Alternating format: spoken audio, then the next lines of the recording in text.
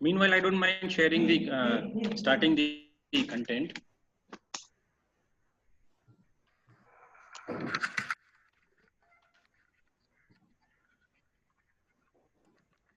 It, What the problem is then for sharing the screen? I don't know.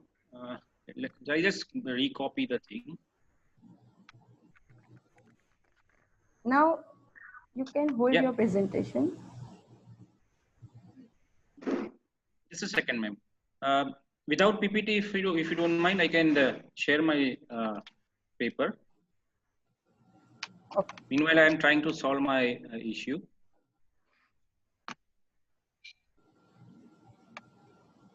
Shall I? Okay. Yeah. Thank you. Good afternoon, all. My topic for today's presentation is multiple criteria decision making to improve the retention ratio for employees, and we are identifying the critical prevention factor. So on behalf of my team, I'm just starting the and sharing our thoughts. So before we start, I'll just give you a brief about what is actually employee retention. So employee retention is defined as the step or the process taken by HR professionals and managers, or you can say higher authorities, to ensure the retention of an employee in an organization. Employee leaving normally an organization that affects the productivity, the morale, and the engagement, or we can say even projects also. So uh, we are here just proposing the model, rather an agent that helps us in improving the environment, or we can say improving the overall working culture of an organization. As we know that there are several points that are taken into consideration that affects the performance, or we can say the progress of an industry. For that, we identified the research objective. Our objective of our research is to propose a web-based environment that will give an upper edge to the companies in finding the happiness, as well as performance meter that helps in appraising, or we can say that is being used for the appraisal of an employee. It also helps the higher authority. Our objective is also to help the higher authorities to find the overall working culture of an organization. What are our target population or target audience for which the particular environment helps? So we are normally generally targeting the higher authorities, or you can say group-based project teams. Also, it helps the peers in identifying this particular problem solving. For that entire process,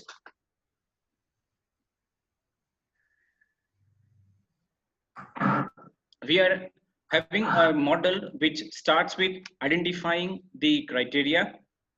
Then we are measuring the behavior and working pattern of an employee. And this working pattern and behavior are actually being compared and calibrated with others, also with the same standards that helps in identifying the prevention, or we can say the effect measure of a particular employee. This process is normally being divided into three phases. First phase is collect and process the behavioral pattern. Then we find the pattern and we calibrate the criteria, we calibrate the measures, and third, we cluster those measures and find the comprehensive effect measure, and this helps in finding the happiness factor, or we can say the environmental behavior in an organization. For that, we need criteria, we need the input to our environment, to our system.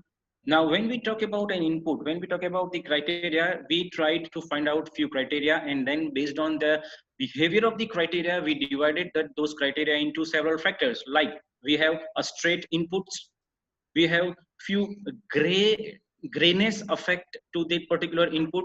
This grayness is nothing but the uncertainty into the parameter, and there are few uncertain details or uncertain criteria that we need to feed into our system that helps in finding the, or we process those criteria, and ultimately we are coming out with the prevention factor. This is called as an effect measure.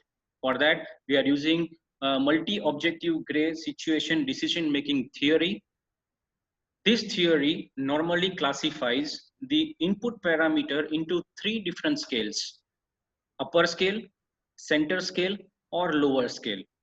Upper scale means the criteria having higher the value, higher the range. Like if I score good marks or 25 out of 25, so it is been considered as the upper scale criteria. Then there are lower scale criteria also, in which we need to classify our criteria, like number of attempts to clear particular exam. So lower the number, again higher the values. And some of the criteria may be having the center criteria, which may be middle of the criteria, or middle of it may be giving you a fruitful results. So based on that, we are having, or we are proposing the decision factors, under which we are calculating a particular, we are using the algorithm, as I told you, multi-objective gray situation decision making theory. Sorry, unfortunately I'm not been able to share my screen because of some reasons or technical reasons. Otherwise I could show you the graph. I will show you the decision matrix also, that is available in our paper, in which we calculate, we took some sample criteria, we performed the calculation, and the particular algorithm generates a value which is in between 0 to 1. As it is nearer to 0, it gives the lower the criteria, and if it is nearer to 1, will give you the fruitful results, or we can say the happiness factor, happiness range is more if the value being generated by our algorithm is nearer to 1. So this is what we need to present. Unfortunately I'm not been able to again share it, otherwise I could show you the example also.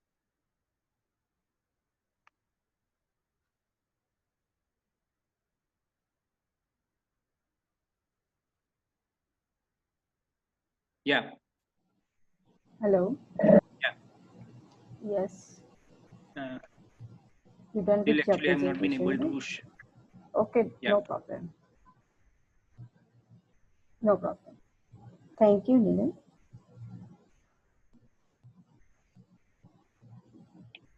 Now it's visible, your screen. Yeah. So I just redirect you to the. Yeah.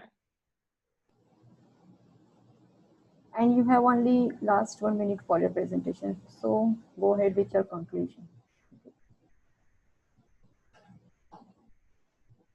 I just moved my slide to the Go ahead example. directly with conclusion. Yeah. But actually, my laptop is not responding.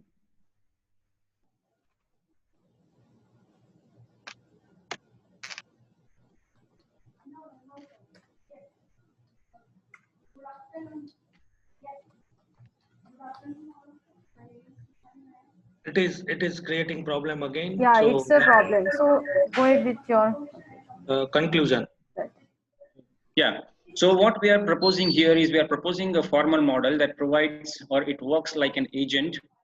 That this agent works in between the employee and the higher authorities, and this agent uses a multi-objective gray situation decision-making theory. This continuously monitors, calibrates the performance and behavior of an employee, and it is giving an opportunity to both to improve the performance, as well as it gives a clear hint to the authorities to change either the working pattern or to change the environment. So it is, what about the agent that helps? So that is what we need to, we are proposing rather. Yeah, any question? I have one question. Yeah. It Yes. is the responsibilities which you are assigning. Okay. And one more thing, uncertainty criteria. Yeah.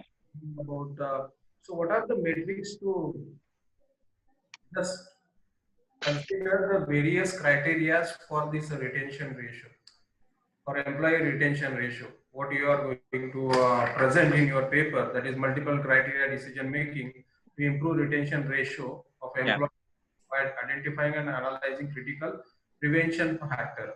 Yeah.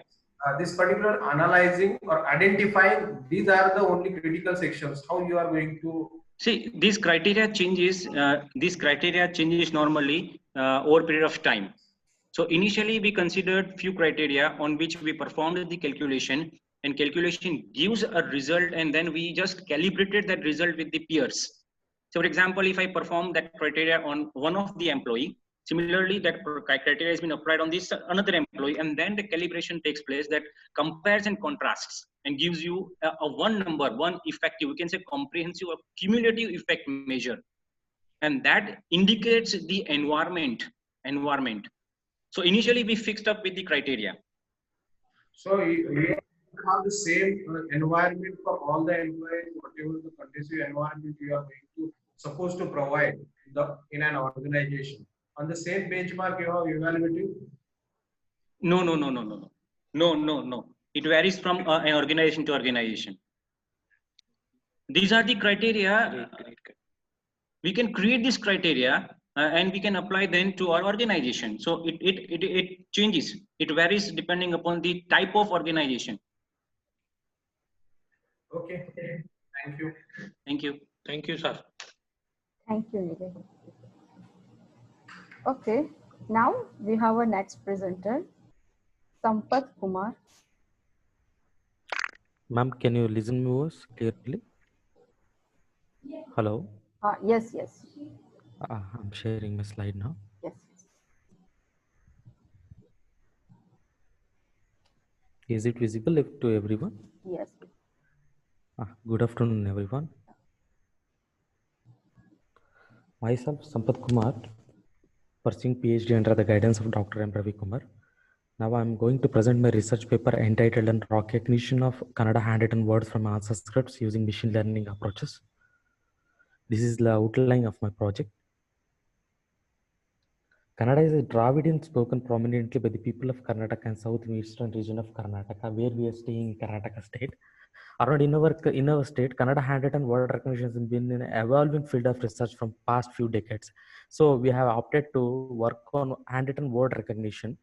Recognition of handwritten word in printed text evolving has now dawned upon the recognition of words in handwritten documents. Human beings are perennial optimizer, hence we all know, hence they are on the outlook of technologies for making their task easier. Handwriting is harder to recognize for humans as well as computers, as the nature of handwriting styles from person to person changes depending upon the fonts, ligatures, cursive writings, and touching characters between all the handwriting styles. This is some of the related which have been gone through. Some of the related works on Nichikesh Satyavan, Piyush Patil, and Ashmit Dokrat and Gupta all been worked on classification like K nearest neighbors, Bayes theorem, and question-based answers, thresholding SVM methods. Then the results gain is 99.09%. Where the handwritten word recognition, these authors have been worked on the results of 99.09%, continued by authors like Amin Kabir, Divya Patil, and Yazdin Kumar S. Patil changed title. The segmentation methods have been support vector machine and artificial neural network. The results gained is 98.25%. The highest results gain is. This is the proposed method of our research work. Hello. Yes. Is it visible, right? Is it Yes, what? it's visible. Yes. Okay. The scanned handwritten answers are collected from the first step. In the first step, we have created our own data sets by collected from different schools. In the step 2, pre-processing is done on the answer script collected to get rid of unwanted noises like ink smudges, blur, and it is necessary to process the answer script. Why it is necessary? Because we have taken data sets from real-time data sets collected from students from different schools. We all know already been that the students' handwritten styles varies from person to person. In the step 3, we have two stages, whether we have to opt for printed or handwritten text. Our main interest is to go for handwritten text, so we opt only the handwritten text. In the step 4, handwritten answer is extracted from answer script. which is of one word answer, by using the horizontal line detection method. In the step 5, removal of baseline is applied to so why we do that is that to segment the word and to send for the next stage. In the step 6, segmentation of characters done by using bounding box and contour method, and the segregated characters are stored for which we can use for the training characters for the next session. In the step 7, by using convolutional neural network and support vector machine, comparison is done by passing the handwritten word with trained characters. This is the experimental results for our data sets. We have collected around 450 to 500 data sets from different schools. For these word types of answers, these are the words for written answers, the number of scripts written, and the recognized words, and the recognition rate gained is 90.0%. For the purpose of experimentation, we have created, as said before, our data set is created initially taken from formulated from 8th and 9th standard Kannada textbooks, and which is formulated of 10 questions and it is in the form of printed form. And for the written answer, we have provided a baseline to write the one word answers for the students. In this proposed work, to prove the efficacy of the proposed method, recognition of Kannada handwritten word with different handwritten styles written by a number of students is very big task for teachers to evaluate and to recognize for OCR. For that purpose, we have opted this research work. For our proposed work aims at word recognition for answer scripts, which helps in the future for evaluation tools in the future. Most of the words are presented with Vatakshara with one or two more touching characters. To segment a characters individually, contour and bounding message box method is used. The classifier used in this research project is support vector machine and convolutional neural networks, and for the word recognition, and the accuracy gained is 90%. Since the dataset contains characters with touching with one another, as we know, the handwritten styles of a person varies from various person to person. It may be touching, it may be cursive, and whatever it may be. And it is hard for the OCR to recognize the characters which is having the Vatakshara present below the character. The main drawback of the proposed method is to whenever more than one or more Vatakshara is present below the character, the accuracy will be reduced. Finally, conclusion, we have proposed a method to extract words from answer scripts and recognition of Kannada answers. The proposed work based on different approaches like bounding box method, straight line detection method, feature extraction, and support vector machine convolutional neural networks are used to train but test recognize handwritten word. Experimentation is carried out on our own data sets collected by different handwritten schools. Hence, we conclude that words with Vatakshara reduces the accuracy and words without Vatakshara gives maximum accuracy. These are the references which we have gone through.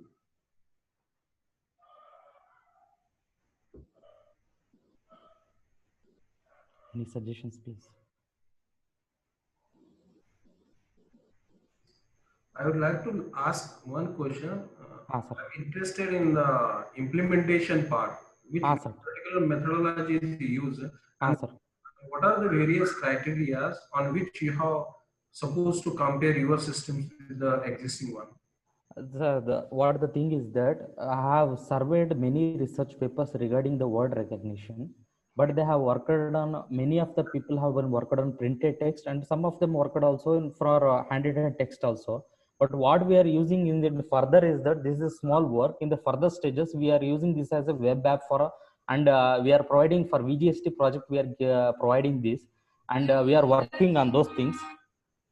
So approaches like reinforcement learning and unsupervised learning for handwritten word recognition and using the Django tool is the comparison between other research scholars.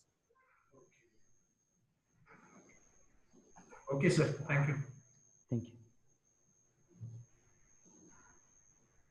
Thank you, Sampath. Thank you, ma'am. Thank you. Okay, now we have a next presenter as Muthuraj Kumar. Yes, ma'am. Yes.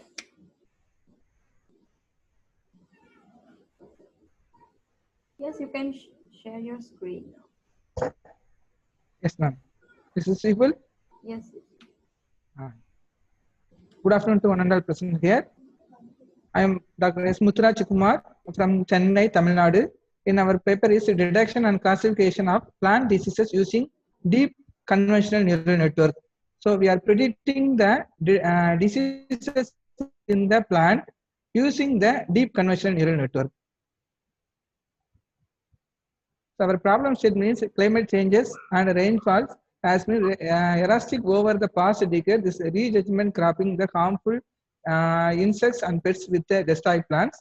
And nowadays, many people are involved in the agriculture without prior knowledge. So in the experience cultivating. And Sorry to interrupt you. You have to make the slideshow. yeah, yes, sir. Sure. Okay. Thank you. Yes, sir. Yes, sir. Then it says scarcity of clean water resource around the globe and made the agriculture difficult. The main objective of our project, our work, to build a model for the detection and classification of plant diseases using the image of the leaves. Second, further to implement the decision support advisory models. The third is to increase the accuracy of the model by using the AlexNet. The fourth is to help to farmers identify the diseases and its type very quickly. And some of the literature about our deep learning method, the Zhang et al. In the 2018 improved the identification accuracy. At the same time, this to improve the leaf level diseases. The main is implemented in the GoogleNet. Then in the second literature survey, the Jiang on the 2019 et al. That is to improve the convolutional neural network based on the brown spot and deep learning methods. Then Sarov and et al. In the 2016 is classified the tomato plant diseases using the classification tree. This is also leaf level. There's a leaves where the split using the Gini index for classification trees. The Zadagan is et al. In the year of 2018 is a proposed convolutional neural networks model and learning the vector quantization. That is a LVQ.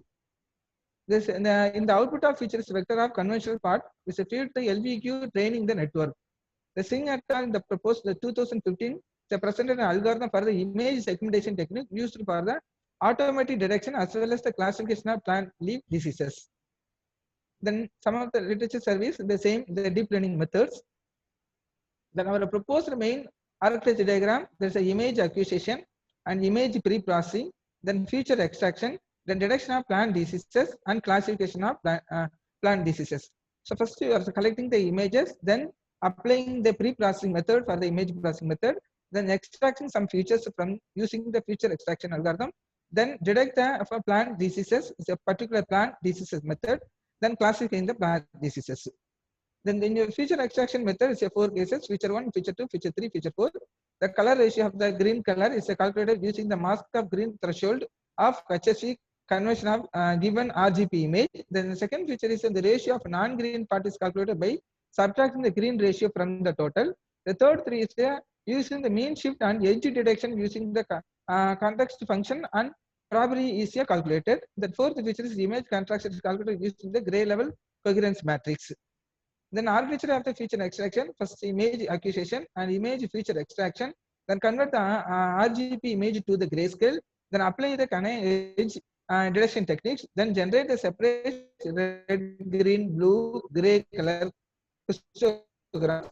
Then comparing the modules, the same comparing model is generating the separate red and apply the and convert the RGB method and image extraction, image acquisition. From the database, these are the 5 operations. Then finally display the disease type. Then first algorithm for the color histogram algorithm start acquires the leaf image, then calculate the green histogram and blue histogram and the red histogram separately for the images and calculate the difference with the database images. This is step. Then second algorithm, grayscale conversion algorithm, this is the same, acquire the leaf images, then convert the color image to the grayscale, then convert the grayscale image to the binary image, then convert the number of pixels in the leaf tree and multiple pixel count and the one with 1 pixel values, then compare with the database images. That's the 5 remaining operations. Then edge detection algorithm is smoothly and blurring the image, removing the noise and finding the gradients and the edge should be marked whether the gradients, the image have large magnitudes. And the third step is a non-maximum suppression. That's the only local maxima should be marked as edges. Then double thresholding value. That's the potential edge for the determining by thresholding. Then the last step is edge tracking the hypothesis. The final edge and determining by the suppressing all edges. They are not connected by a very certain strong edges. Then fourth algorithm is the edge histogram algorithm. Then this accurate the leaf images, convert the color image to the grayscale, same apply the edge detection algorithm, then calculate the histogram, and compare with the edge histogram algorithm. Hello? after Sorry for database your images. interruption, Mr. Rajkumar. That's yes, We ma'am. have a time limit. Yes, we have to go with conclusion. Yes, ma'am. Yes, ma'am. That's the results. There's a edge detection method. The last, there's a detection and classification is using the CNN. There's a conventional operation, maximum pooling. There's a layer of the CNN. Then detection and classification algorithm. There's a convolutional layer method. Then feature extraction method and clustering. So any question? That's our implementation part. The final result, there's a implemented scale of the accuracy in the system. The accuracy of the 90, we achieved the 96.77%. Training, validation, accuracy. There's a training accuracy. This accuracy, compared with the any other. Yeah, yes, sir. Yes, sir. Yeah. You compare algorithm final. Okay. So how the particular leaf is going to be identified if it is a dried one and the diseased one? Yes, sir. This is a affected. This is a green scale to gray scale conversion. This is a compare RGB image, then cluster image, then object cluster image, final object.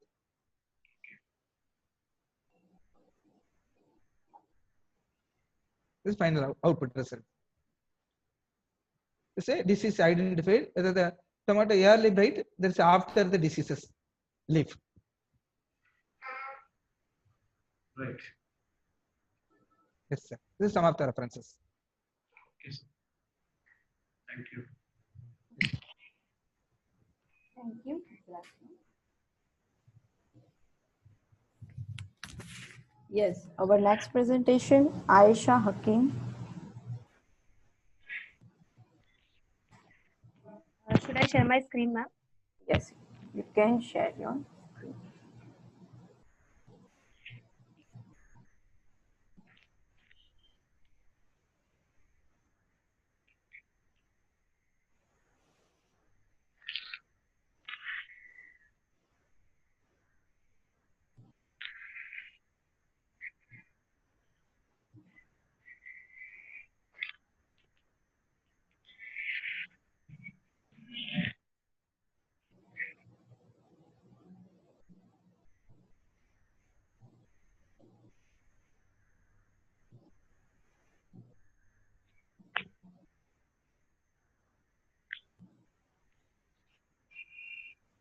Is it visible, ma'am? Yes, it's visible. So good afternoon, everyone. My name is Aisha Hakim. I'm a PhD student from BJTI Mumbai. My topic for presentation today is statistical analysis of thermal image features to discriminate breast abnormalities. This is the quick flow of my presentation. I will talk about breast oncology in short and why thermal imaging can be used. What was the motivation and the gap in this particular field? What is the problem formulation, some results and conclusion. So breast cancer is one of the diseases that women tackle globally, and 1 out of 8 Indian women are afflicted by it during their lifetime. So this was published in the Journal of Business Research. Early screening can only reduce complexities because there is no cure as such for breast cancer yet. So the sooner it is detected, the more chances of the patient surviving. There are a lot of methods for screening breast cancer currently. There is clinical breast examination, which the doctor or the patient can physically examine the breast. There's mammography, there is breast MRI, ultrasound. Now, these are the ones that are clinically used. The one that I'm going to talk about today, thermography or thermal imaging, is an emerging screening method. It is not yet used clinically. And let us see the comparison quickly between mammograms and thermograms. So mammograms is the usual image or the screening method which is used to screen the breast for a patient. And thermogram is the image that you get after thermography. Now, this thermography provides the root cause of cancer, as in why or what is going wrong, and it detects the growth of cancer cells a lot prior than mammography can do. There is no radiation involved, whereas in mammogram you have to subject the patient to radiation, which is obviously radiation exposure is harmful, and also the patients are subjected to a lot of pain in mammography procedures. Thermography, on the other hand, will give you information on the vascular activity in the breast. What is going wrong exactly at the vascular level is what you will come to know from thermograms. Whereas in mammograms, you can only detect the tumor once it is of a particular size, say of the size of a cherry. Whereas when the metabolism starts in cancerous cells, as we know, they grow rapidly at a very rapid speed. So that metabolic rate, when it starts multiplying, the cancer will start multiplying. That's when you will be able to visualize and see in thermograms. So what is the rationale behind thermal imaging is our body skin temperature demonstrates bilateral symmetry. That means our body is symmetrical, and the skin temperature as well demonstrates this symmetry. So if there's any asymmetry in the temperature on both the sides of the breast, if they are normal, then we will see some similar temperature patterns. But if there's any deviation between the two, then that points towards some infection or cancer. That will be indicated by an increase in temperature of the breast by 1.5 or 2 degrees.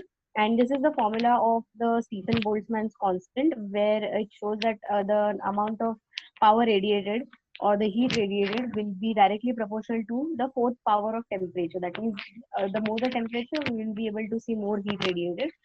Uh, Now we have worked on certain images which are thermal images of the breast. So we worked on this image the database. So this is the only database currently that we have which has breast thermal images. Database of Mastology Research. It is actually a database, public database, which was collected as a part of experiments at the Hospital of Federal University of Pernambuco, Brazil. It has all the thermal images of anonymized patients. And they use this FLIR SP620 camera to capture all the images. That camera gives images with 640 into 480 resolution, and it has less than 30 millikelvin thermal sensitivity, so it can detect smallest of small temperatures. Now what we have done is we have taken 287 images, out of which 47 patients are unhealthy cases and 240 images are for healthy cases. So they are also ranging from different age groups. So we have a good mix of all age groups and a good number of unhealthy as well as healthy cases. First of all, what we do is, so this is how the breast thermogram image looks like. So it's a colorful image, and then we have to compare the colors or the patterns basically in the two breasts. If there is, if they are symmetric, then the patient is normal, and if there's some deviation in the color pattern, so there is some abnormality. But what we have to do is this whole image, like I mentioned, it is 640 by 480 in dimension. So that is like a huge image data that we have to handle. It will only increase the computation and it will consume resources. So what we are going to first do is we are going to only extract the region of interest, which is the breast, because that's going to give us the temperature changes. We are going to eliminate all the unnecessary parts of the image. So first thing is, this is the RGB image. We are going to convert it into a grayscale image. And then we are going to detect the edges using the Canny edge detector. So we have used a threshold of 0.4 and sigma of 1. Then we create a mask out of this, breast mask out of this edge image, and then we are going to multiply this breast mask with the cropped image. So we get only the segmented breast region, that is our region of interest.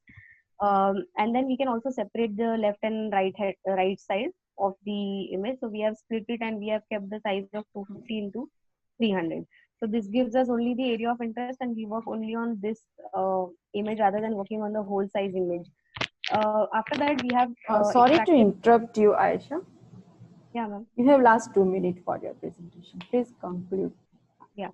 So we have extracted some statistical features from these two images, the left and right, and also from the segmented image, and we are going to compare the both sides and see the values and how different the values are from each other. So if they are too far away or apart, the values, then we know there's some abnormality present. So these are standard, if you see the standard statistical features, I'm not going to describe each one because of time constraints. So we have these standard first order and second order statistical features, namely variance, mean, skewness, kurtosis, and texture features, namely contrast, energy. So there are a lot of texture features actually. So all of these can be obtained from gray level cooccurrence matrix. Now what is that matrix? I'll quickly explain. So this is basically an image, but how many times the combination of two pixel values keep repeating? So 1 and 1 has repeated one time, 1 and 2 has repeated 2 times. So one row and 2 that has repeated 2 times. So this is how we'll make up the GSM matrix, and then according to these formulae, we extract all the features. So this is the result. We have extracted all the GLCM matrix features. So this can be possible. I mean, we see the pixel in spatial domain at 0 degree, 45, 90, and 135 degrees. So that's why we have done all of this, and then we take the average of the right breast and the left breast. And this is for the normal and abnormal case. So observation is for normal cases, we will have these two values similar, because the two breast values will not differ by a lot of amount. After that, we are going to test the significance of these values in SKSS software, because we want to feed them to machine learning models. So we don't want to feed all of these 15 parameters. We want to reduce the computation. So we are going to find out which are those features which are of maximum discrimination capacity. So out of 15, we found that 10 of them were having the p-value less than 0.01, and we used Mann-Whitney-Wilcoxon test to do the same. We also tested whether the data that we have is Gaussian in nature or not. So there is this plot per-less quantile plot that we can plot in SPSS software. If this follows, these are all points, that means all 287 observations or 287 images ka data. If it follows a straight 45-degree line, that means the data is normal. So we did this in SPSS software, and we realized that our data is normal and follows normal distribution. And then we fed all of this data to all these machine learning models, namely SVM, KNN, naive Bayes, and logistic regression. So these are the results. I have tabulated the performance metrics of all the methods here. So we have the maximum accuracy of SVM 88.22, that's what is plotted. And we also have the confusion matrix for each of the methods. So we realize that SVM gives the best classification with misclassifying, say, 5 and 2, 7 samples totally. But we realize that misclassification can also happen if there is some imbalance in the hormonal levels, or if the patient is above 75 years of age, then the classification becomes a little difficult using thermography. And we also compared our result to all the existing literature results that were there. Majority of the studies conducted their results, got their results on images which were lesser than ours. So we have taken the entire database of DMR with all the images, and then we have got the parameters of accuracy, sensitivity, specificity, and AURC. So the conclusion is that definitely thermography can add value to the early prognosis of breast cancer, and definitely it can come in clinical use after a few years of research, maybe in coming 3 to 5 years. And definitely in wherever poor countries where mammography machines cannot be afforded, there we can definitely have thermography equipment, because that's much cheaper than the mammography, and it does less exposure to the patient in terms of radiation as well, and less painful. So we have extracted statistical measures from thermograms, and we can see that it can be used as a first approach to at least diagnose whether the patient is normal or abnormal. Then maybe for the abnormal patients, we can go ahead with some other techniques, but at least the normal patients can be saved from being exposed to radiation of mammography. So yeah, that's it from my side.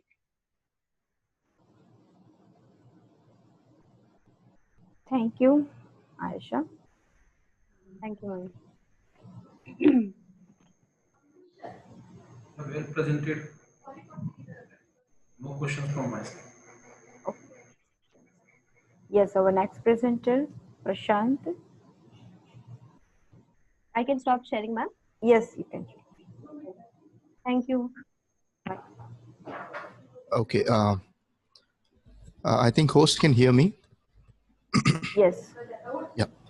So I'll be presenting my presentation. I have two papers now. I'll present the first one with the paper ID 123.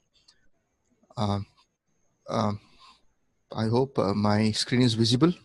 Yes, it's visible. Okay. So good afternoon all. I'm presenting a paper on improved nutrition management in maize by analyzing leaf images presented by me, that is Prashant Narayankar, with the co-author Priyadarshini Patil. We belongs to Computer Science Department, KLA Technological University, Hubli. This is the outline of my presentation: introduction, motivation, review, methodology, implementation, results and discussion, conclusion and reference. So we know that the demand and supply for agricultural needs is gradually increasing. Based on that, the nutritional management is a vital thing that we have to carry out in precision agriculture. And when we do that, we can get maximized yield. Now, applying fertilizers have two different classes. The first one is macronutrients and second one is micronutrients.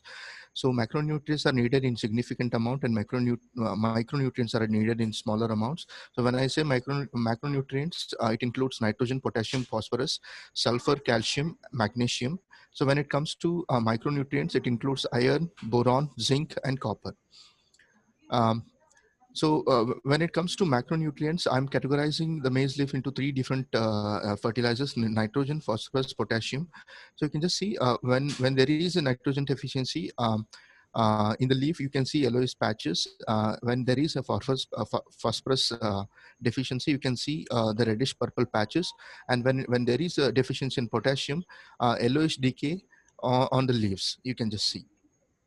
So why I have taken this is nutrition management is a critical optimal plant growing, and it helps to maintain the quality as well as quality of the crops.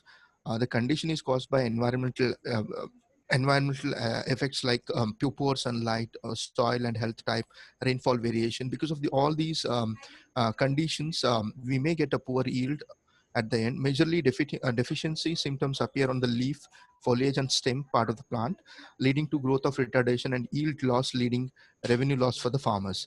So considering all these factors, I have taken up this particular problem.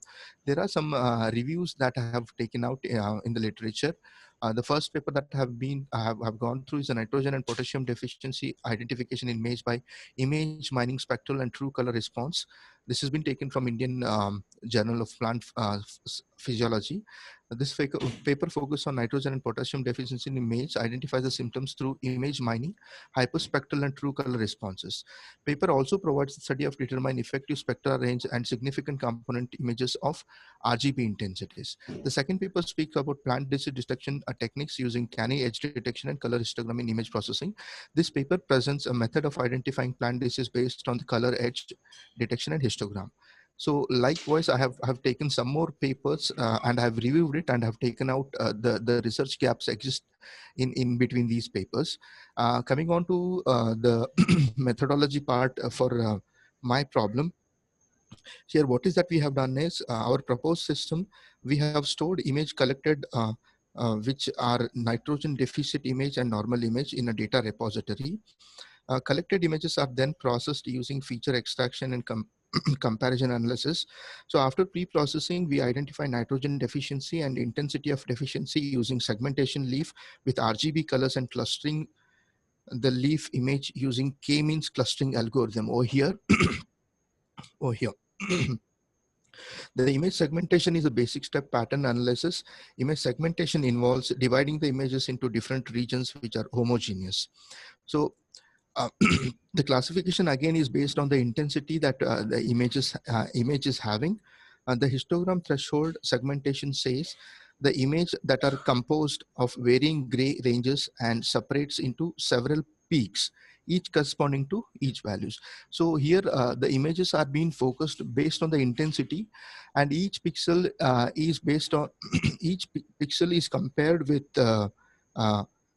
one region to its region of interest. And then later the nitrogen deficit and normal leaves are classified. So the implementation, we have used k-means algorithm. The first cluster the pixel information from the input image in HSV color space pixel wise. Next, intensity based clustering pixel wise. Then based on the intensity values, the k-means algorithm is used which partition the image. So unless we get the k-means convergence, recalculation and assignment of a cluster using mean. Finally, the group of finally, this analysis will help us to know the image belongs to which class. So these are the results that you can see. The nitrogen deficiency is generally observed as a color change in the maize leaves. This is a segmented normal leaf, and this is segmented defected leaf. You can just see how the segmentation has happened here, and what is a intensity variation between the segmented as well as segmented normal as well as segmented defect leaf. So this is the comparison of a normal and deficit leaf. Histogram variation are correctly mentioned. You can just see when it comes to histogram, we are looking into yellow histogram, green histogram, blue histogram, and red histogram. We are comparing the variation that happens between two images. You can just see a histogram variation for the above test image. This is the test image. For this, we have taken out the histogram comparison, and we have identified which is the affected leaf and which is not. So this is the conclusion part. So the automation happening in agricultural domain and assistive technology used, modern technology use is the efficient way that when we go for agriculture. Nitrogen deficiency detection is an essential step in crop growth and production. So early detection of nitrogen deficiency can help farmers to take crucial measures by applying fertilizers in time, avoiding the damage from deficiency aggravate, and hence prevents hampering of a plant growth. So in this work, we have used image processing based techniques for leaf deficiency symptom detections, which is computationally efficient yet highly accurate. So we have got accuracy of 88%.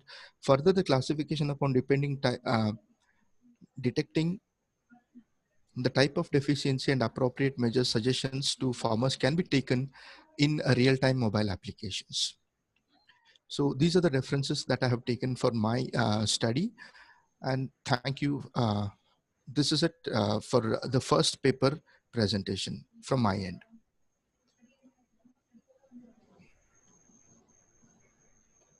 Thank you.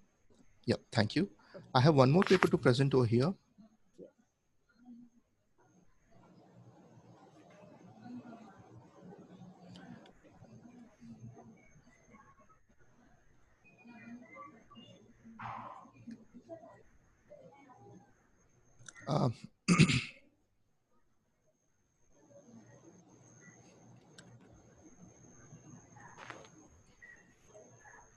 So I hope my second paper is visible.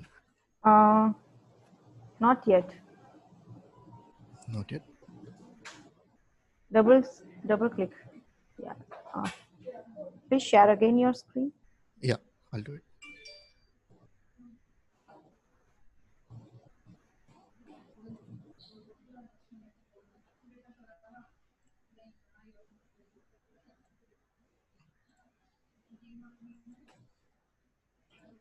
So I hope it is visible now.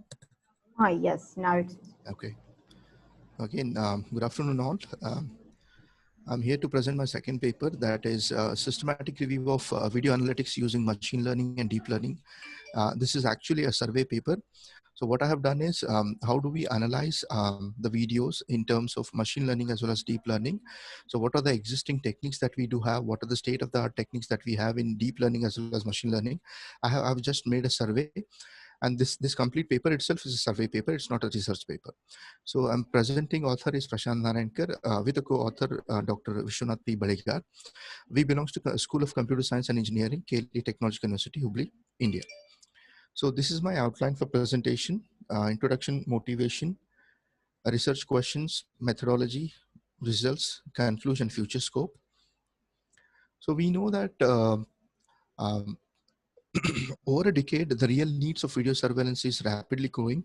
A surveillance system have gained a massive attention as application-based research, which can integrate multiple domains like computer vision, deep learning, and data analytics, and image processing. The conventional surveillance system were costly, and they had uphill task for monitoring manually.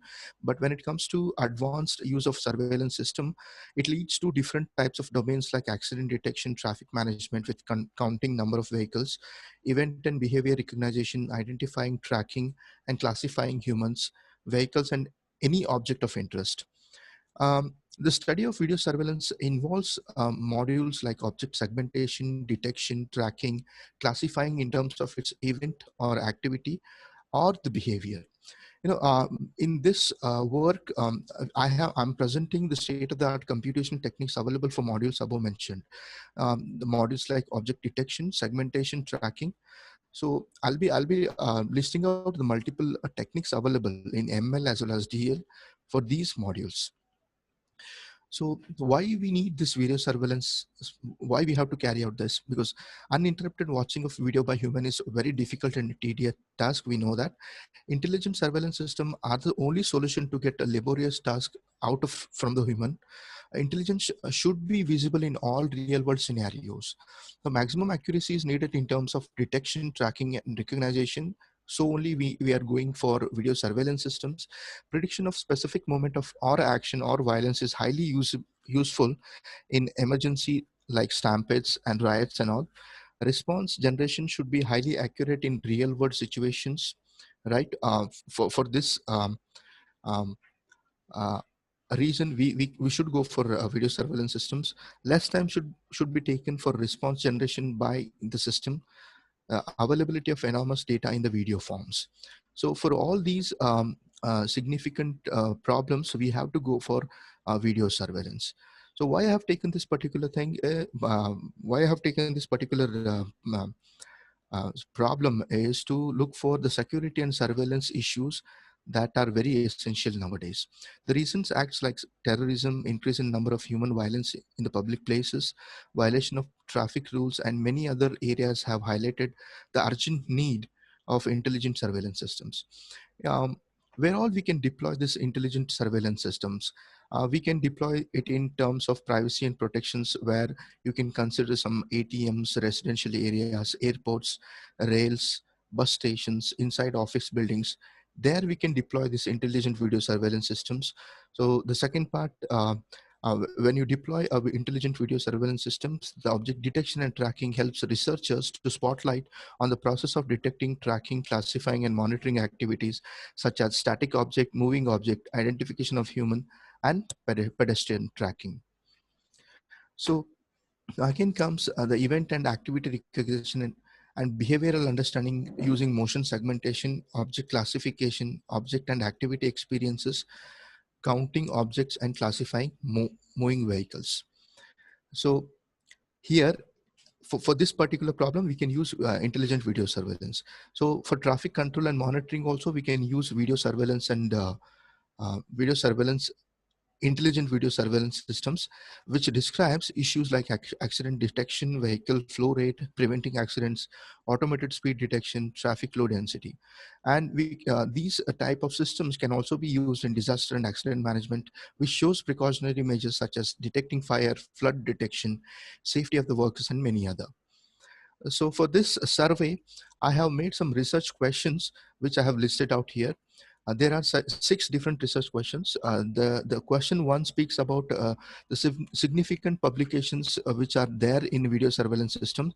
The second one, the significant application areas for video surveillance system, which all domains are implementing this surveillance system. What type of topics are popular among surveillance system researchers? What type of data sets are most used for surveillance systems? What kind of deep learning and machine learning models are commonly used for these type of surveillance systems? So these are the research questions. When we answer these questions, we may get the state-of-the-art existing techniques and what are the research gap that we have in terms of this particular video intelligent system. We will come to know. And we also have multiple data sets available um, um, for surveillance systems. So the work, the complete process or a method that I have taken out over here is this one. So when I consider a video surveillance system, it has multiple modules in it. The first one, you can just see here, when video is inputted here, the first block speaks about detection, recognition, and classification. This is in terms of detection. And when you detect a particular object, I have to track that particular object. That is the second block, that is object tracking. And third one is a classification of videos into action and events. Based on the action and events, like I have taken out some examples here, cycling and jumping, like that. Based on the action that you have in that particular video, you can classify the videos. Yeah, this is basically a block diagram for video surveillance system, for any kind of a video surveillance system that you can have. So when I Sorry consider, to interrupt you, Prashant, but yes, ma'am. have a time limit, so please Yeah, conclude. almost. I'm done with my presentation. So as I said, detection, we have three major factors. Detection, a problem defines location of an object in the given image, which is called image localization, and it categorizes each object, which refers to object classification. We basically know detection is looking into a particular image and identifying the object where it exactly. And there are some detection methods like frame differencing, optical flow, and background subtraction. And in deep learning also, we have RCNN, we have YOLO 3, we have um, um, YOLO V3, we have SSD, RetinaNet, okay, we have RFCN. All these models can be used for detecting an object in the image. The next part is object tracking. This leads the leading aim of object tracking is to track the path of an object in a given period of by finding the position of object through analyzing each frame in it. How do we do that? We have multiple strategies to go ahead with the object tracking. That is three major things: point tracking, kernel tracking, and silo tracking. So under which we have multiple filters to be adopted for tracking problems. These are the multiple tracking strategies that you can adopt for your systems. So classification of videos. So basically when it comes to video classification, mainly has two significant steps. First one is segmenting the image into discrete object, and the second one is classifying object based on its nature. Sorry, it's a spelling mistake. It should be RE. Machine learning has various techniques in identifying classifying videos like decision tree, naive-Bayes classifier, SVM, random forest. Likewise, in deep learning, we have AlexNet, VGGNet, GoogleNet, ResNet. All these models can be used for video surveillance system to classify the videos in that system. So here are some results that I have got. The basic implementation is through TensorFlows and Keras. I've used Anaconda. And I've used MS Coco dataset. You can just see the detection of objects here. This is a sample MS Coco dataset from which I have taken some example, images. You can just see here the pot plant, and the objects are being detected. The train is detected, the ball is detected. The sample images with object detection, recognition, and classification. These are the results that I have got for my work. The conclusion: the main objective of objective of the systematic literature review is to analyze the algorithms available in machine learning as well as deep learning. So we presented multiple research questions which are highlighted in this particular interest of a research area. Primarily, we have discussed algorithms available for detection, tracking, and classification. So overall, 8 machine learning algorithms and 20 deep learning algorithm and 3 major tracking methods are being discussed in this particular paper. Simple images with object detection, recognition, and classification tasks are also presented, which are experimented by us. So you can see some results that I have explained in the previous slide. So there is a future scope for this particular problems. There are many challenges of problems available for research in this field.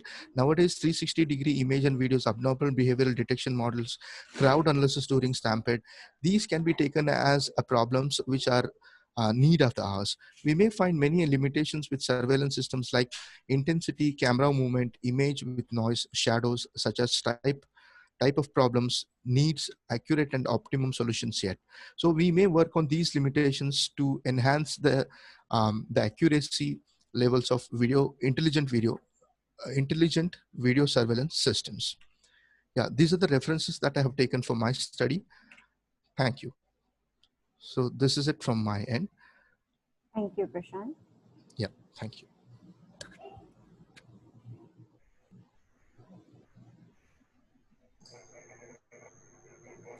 I have a question for the previous presentation regarding the histogram. Four different histograms you have shown. What is the significance of these histograms? For using the four different like a blue, red, It is based on the intensity that you have in the image, sir. Because we are considering the intensity levels for our work. That can be, hello. Yes, yeah. yes, you can. Yeah. Based on the intensity, we compare and we analyze the comparisons, and we put the results based on the different intensity colors. Um, we identify the deficiency based on the intensity of deficiency using segmentation leaves. So any benchmark criteria for segregating these intensity in these four various quadrants? No, sir. No, there is no benchmark. Um, it is based on the comparison that we do. We have two criteria. First one is normal image, and second one is the defected image. Okay. So when we see the larger variation between two different leaf images, we classify based on the intensity values that we have for RGB, and based on the histogram variation, we segregate them. We classify them, sir.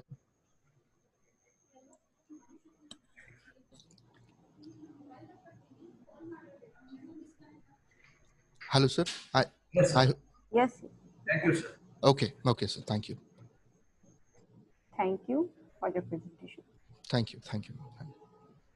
Yes, our next presenter, Priyadarshini Patil. Hello? Yes, ma'am. Yes, Yes. ma'am. Can I share the screen? Yeah, you can share your screen. Okay.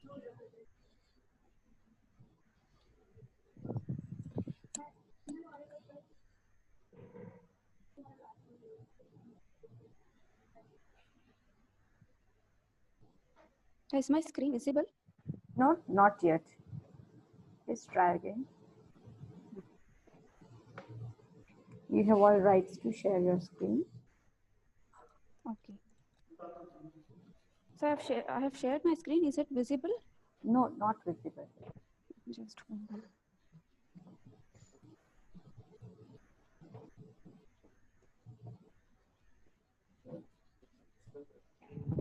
Yes, it's visible. Yeah, visible.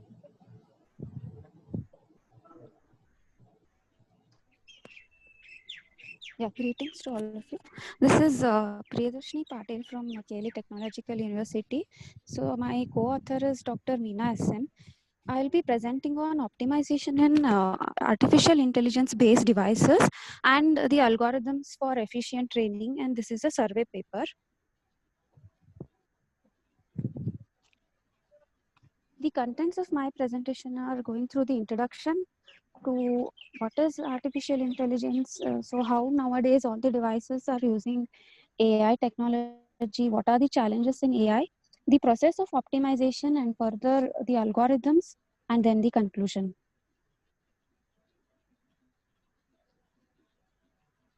So in today's world, AI is the nest of intrigue, both in case of Your voice is not clear. success, massive success. Hello? Hello? Hello? Yes, yes. Hello? Yes, you. Yeah. Audible. Yeah. So nowadays, AI is the nest of intrigue in the research community as well as the academic community because of the massive success of all the AI-based technologies like a smart robot or smart agriculture, or all the AI-based features in the day-to-day applications what we use like on the social media, on different platforms. So that is why AI has become very popular, and it has also become the hub of interest. So we have to perform better in the AI-based applications. So AI has become so powerful, artificial intelligence is becoming powerful because of its ability to take complex decisions just like human beings. So the gist of AI is to attempt to match the intelligence of a human. So it tries to behave like a human and give us the intelligence power just like a human. And it does it by learning from data. So this requires historical data based on which it is going to analyze, and it is going to take decisions just like a human.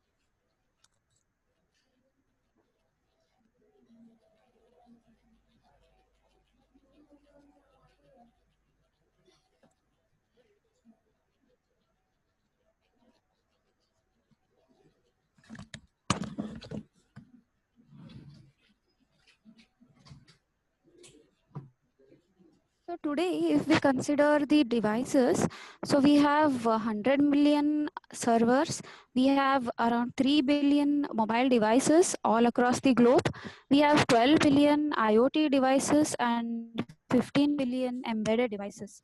So we have a lot of devices and computing which is happening, and the artificial intelligence which initially started on the servers, which was basically server and cloud based, now has to move. So it is making a shift. It is going to move towards the edge devices. It is going to move towards all these devices which have the limitations of memory, which has the limitations of processing capabilities, and AI is going to make a move towards these devices, and AI is going to become more popular on these devices.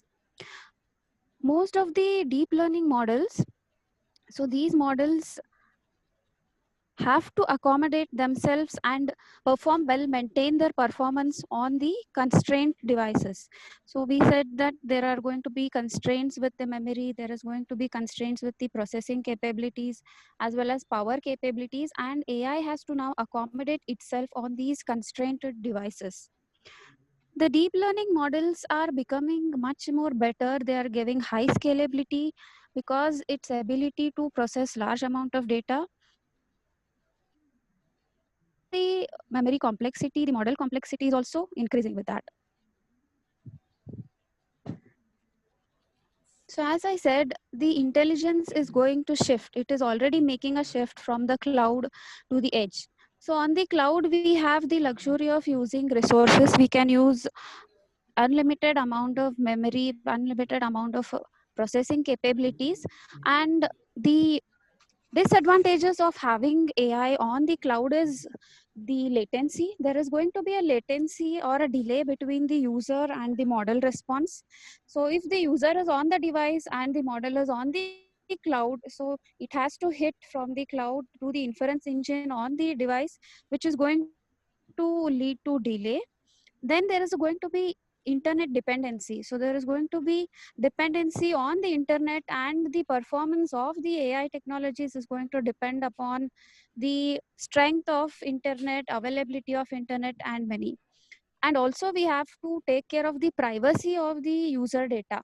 So many a times there are certain data which cannot be placed on the cloud due to privacy issues, and which have to remain on the user device. So such kind of data cannot be accommodated on the cloud. So these are some of the factors which make the intelligence to shift to move towards the edge device, which are basically constrained with memory, constrained with the processing capability, and constrained with power. So these are three main factors which are the constraints on the devices. Sorry to interrupt you, Priyadarshini. Yes, ma'am. You have last 2 minutes for your presentation. Okay, so typically the constraint or typical examples where AI is deployed is you can have a workstation wherein the memory and power is more, or you can have mobile devices or a smart home or IoT devices where the memory and processing capabilities and the processor vary. So it becomes start becoming less. So what are the challenges in AI devices? The first challenge is the model size.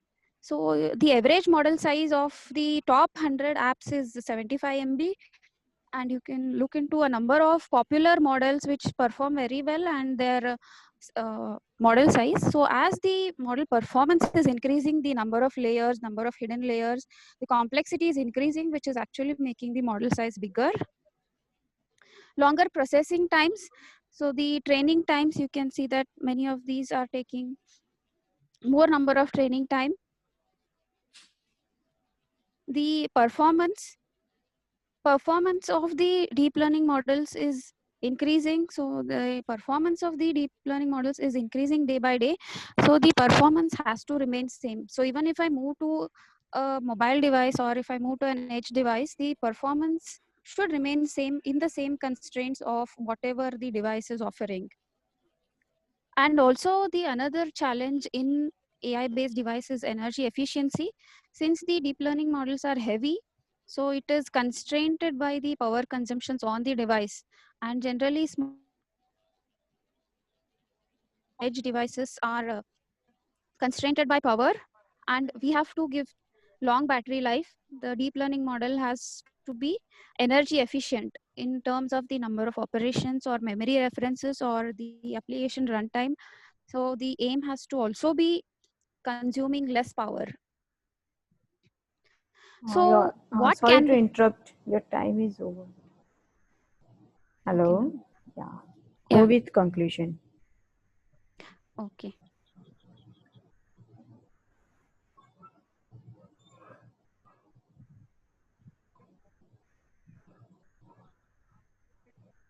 So these are few efficient training algorithms.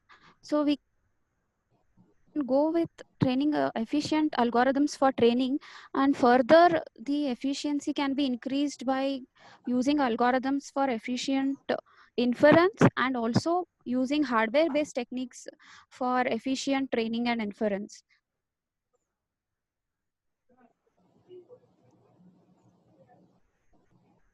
Yeah, these are my references.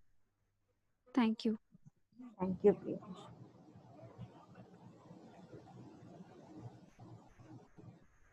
Yes. Our Is any next questions? present. Yes. Yes, sir. No, continue. Done, sir. Yes, our next presenter, Mehran Safiri.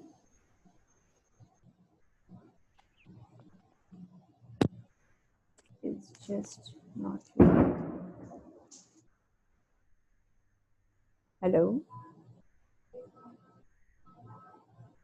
Hello. Our one more presenter is here, Anita Burman.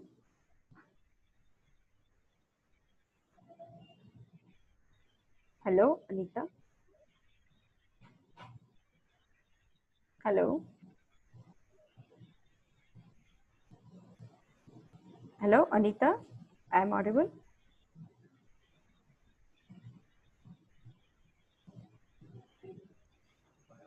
Yes, ma'am, you are audible. One more presenter is from another session, Anita Burman. Hello. Yes, Tisha, please go ahead. Yes, all the presenters are done. One is absent. One is absent. Yes, yeah. Okay. Anita is not here properly. Done. Okay. Okay. Okay. So we will close this session now. Done, sir. Hello. Yes, sir. Yeah. Yes, Dr. Sunil. Do you want to share something with our speakers? Yeah. All the researchers are well organized their papers with some exceptions, but anyhow their contribution is good enough in the research community. So I definitely congratulate all the participants for presenting their paper here. Thank you for inviting me also for this conference. Thanks a lot, Lord Dr. Sunil. Lisa, can you please share certificate Yes, sir. Sure, sir. for the sir? Yes, this is a new normal. Certificate is also digital. Might be next year we will meet and Yeah, uh, we hope positively. yes, yes, yes. So dear all, we already have sent all the papers for the publication. I hope within 4 to 6 months it will be live. Maximum 6 months it will be live on the conference website. And within 2 working days, by Tuesday, you will get your certificate on mail. Um, and the last request, if everyone can on their screen, then we can take a small photograph, and that we will share with you also later on.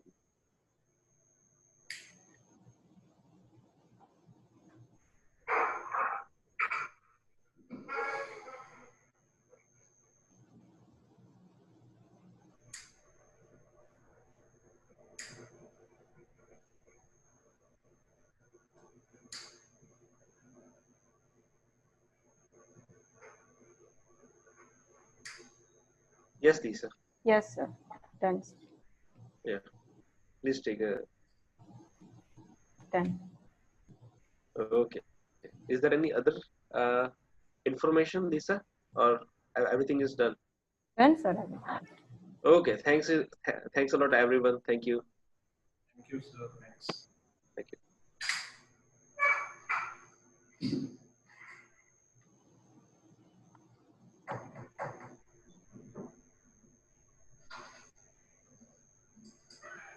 Open करा madam